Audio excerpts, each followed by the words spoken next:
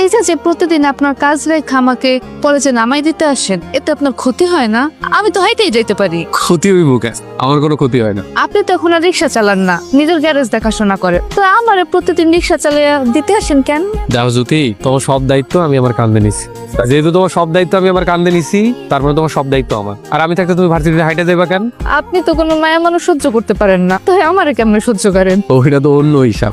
আর তুমি তো আমার লাগে প্রেম করতে, বিয়া করতে আইতেছো না। আমি আমার জীবনে কোনো নারী মানুষ চাই না। আপনার যেটা শুনছি, ছোটবেলায় আপনার মা আপনারা আপনার বাপের ফালাইয়া অন্য এক লোকের সাথে চলে গেছে, তার মানে এই না যে পৃথিবীর সব নারী তার মতো খারাপ। যদি আমি এসব কথা এখন শুনতে চাই না। কি হয়েছে, ব্যথা পাইছো? বা একটু ব্যথা পাইলাম। ভুল হয়ে গেছে, আমি আসলে একটু জোরে চালা ফেলাইছিলাম না। না না, সমস্যা নেই। এত ভালো মানুষ তো আপনি রাজু ভাই, স্বপ্ন তো পূরণ করতেছেন, আবার সাথে সাথে আমার কত যত্নও করতেছেন।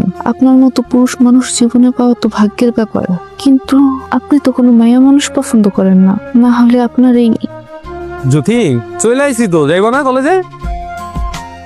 আমি আসি তাহলে। আচ্ছা ঠিক আছে। তুমি সাবধানে।